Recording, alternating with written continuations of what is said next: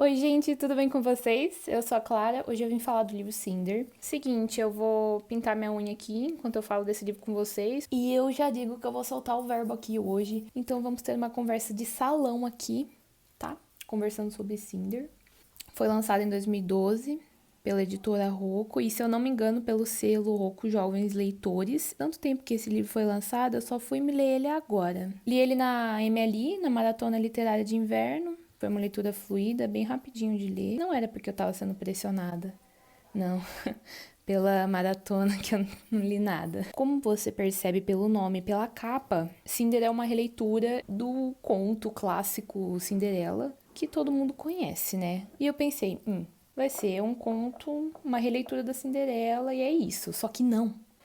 É muito mais do que isso. Olha, é o seguinte, você quer um resumo desse livro? Pois toque o seu resumo. Só me dava porrada e partia pra farra. Eu ficava sozinha esperando você. Eu gritava e chorava que nem uma maluca. Valeu, muito obrigado, mas agora virei. Então eu vou continuar. Cinder também mistura fantasia e distopia. Gostou? Bem, gostou? Distopia com fantasia? E não acaba por aí. Nesse mundo existem terráqueos, que são os humanos que vivem na Terra. Tem os droides, que são os robôs que trabalham para os humanos, etc.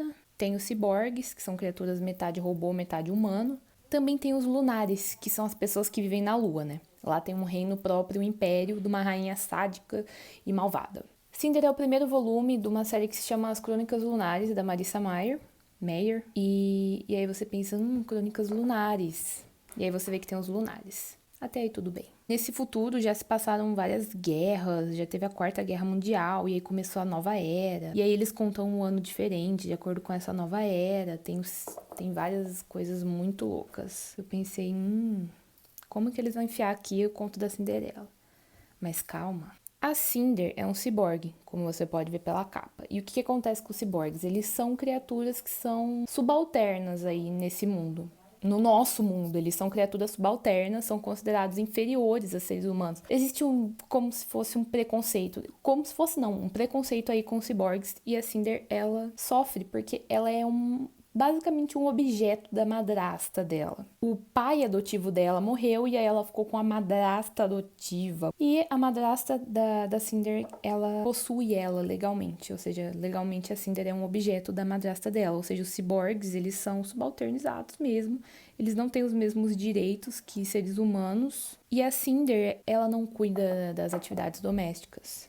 Ela é uma mecânica. E ela não é só uma mecânica, ela é a melhor mecânica da cidade, que é Nova Pequim, porque a outra Pequim foi destruída na guerra. Com esse trabalho de mecânica, ela sustenta os luxos das meias irmãs e da madrasta. As únicas amigas que ela tem é a irmã mais nova, Peony, que seria, eu acho que a figura da Anastácia, e um droide que se chama Eiko, que é um ícone. O melhor personagem desse livro, sem sombra de dúvidas. Deu uma surra em todos os humanos, o droide. Eu gostei muito da Cinder, ela tem as características da Cinderela, uma jovem bondosa, tem compaixão, que é trabalhadora. A Cinder vive na comunidade oriental, que é um dos conglomerados de como ficou dividida a Terra, né? Depois das guerras. E a comunidade oriental, pelo que eu entendi, é a Ásia. Uma parte aí da Ásia, pelo menos, porque isso também não foi muito bem especificado. Ela vive na capital, que é Nova Pequim, e aí tem um império aí. Claro que tem um império, porque aí precisa de um príncipe, né? Daí, essencial. O príncipe é essencial, tá? Esse príncipe, ele é essencial.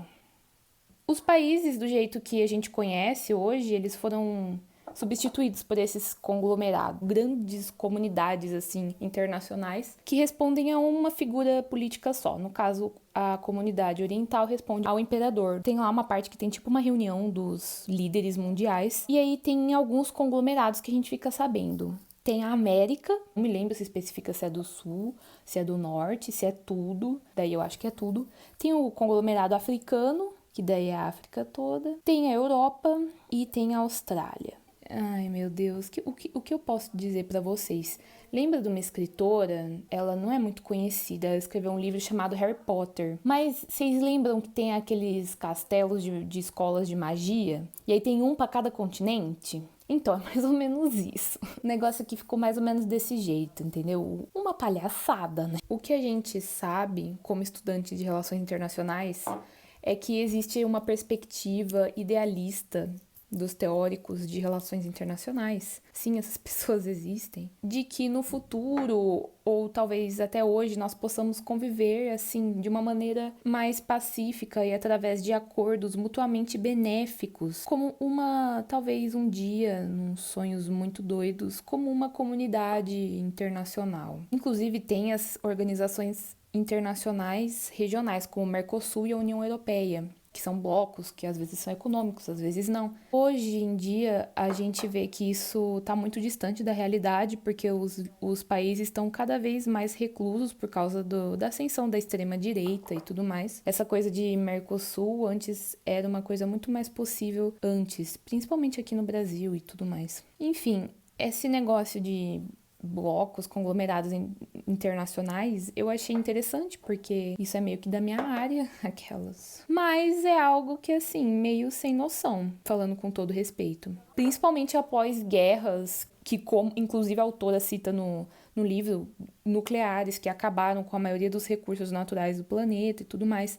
A minha pergunta é: por que depois de todas essas guerras e que quase acabaram com o planeta, os líderes mundiais aceitariam, assim, de boa, fazer uma comunidade que todo mundo possa viver pacificamente, um rei e uma rainha? Bom, mas enfim, é um livro de ficção, né, meninas? Isso aqui é só uma crítica minha, pessoal, e que não ficou muito bem explicado isso aí. Mas também eu só li o primeiro livro, não sei como que isso será tratado nos próximos livros, porque tem 5 ou 6, se eu não me engano. Cada um é uma releitura de um conto de fadas, e o próximo é o da Chapeuzinho Vermelho. Deus do céu, vem aí. Bom, mas continuando com a história do livro, o que acontece? O príncipe leva o drone dele pra consertar lá na barraquinha da mecânica Cinder. E depois disso eles ficam meio amigos e tudo mais. Aí o resto é história. Relações entre esses conglomerados internacionais são boas, porém as relações com a Lua não são boas com os lunares. A rainha lunar é uma doida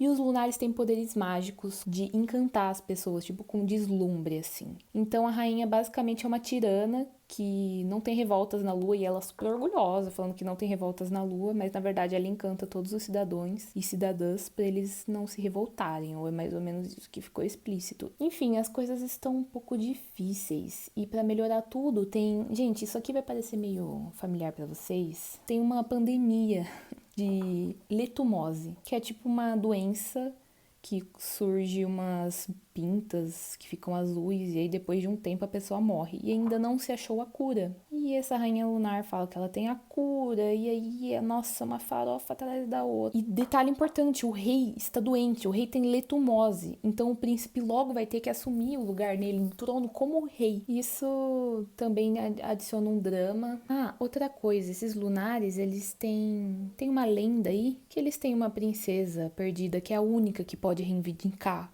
o trono da rainha Levana. Gente, a partir daí vocês já podem adivinhar a história inteira. Ela é uma peça central, como eu já disse, para toda essa farofa da letumose e dos lunares. Ela tem um romancezinho com o príncipe que não se baseia em muita coisa, assim, né? Já que ele é bem burrinho, né? Sinceramente, esse príncipe, eu não sei nem o que ele tá fazendo lá. Teoricamente, ele é o príncipe herdeiro, tem a inteligência psicológica, é uma criança de 7 anos, tá? E eu sei bem o que é isso, porque a minha irmã tá passando por uma fase que chama pré-adolescência. Bom, como eu disse, a leitura é rápida e fluida, dá uma curiosidade sim de ir sabendo o que acontece. Tem uns alívios cômicos, tem um personagem do doutor lá, que eu também gostei dele, apesar de ele ser também aquele mentor que é jogado ali do nada, com as informações, você fica assim, e cada dia ele tem uma informação nova pra te falar, e você fica assim, meu garoto, ele é meio que um Dumbledore estragado. O baile da Cinderela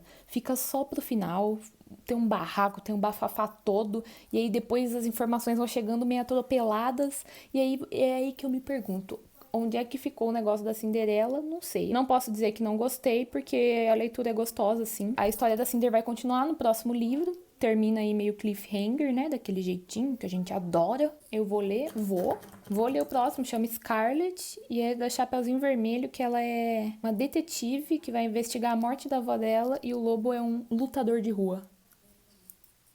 Eu não tô brincando com vocês. Essa é a sinopse do livro. Esse livro me surpreendeu no começo por causa dos elementos da distopia, que eu gostei dessa discussão, sim. Gostei do negócio do ciborgue, dos droids. Gostei desses elementos. Não foram ruins. Só acho que algumas coisas ficaram meio atropeladas ali no meio do caminho. Como eu achei que seria só uma releitura da Cinderela, fiquei surpresa, sim, com toda a farofa, com toda a distopia. A autora enfiou muito mais coisa aí no meio dessa novela, e aí...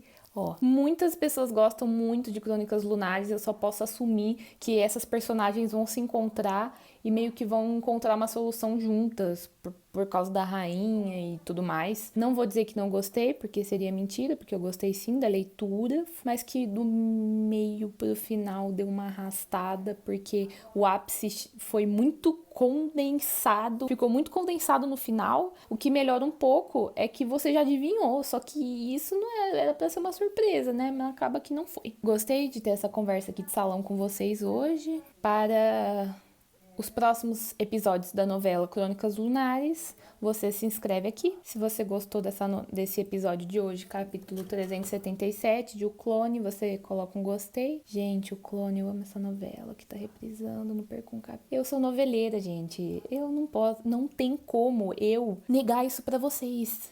Eu sou noveleira, tá? Então gostei, tá? Gostei. Eu espero vocês, meus queridos, no próximo vídeo. Um beijinho e até mais.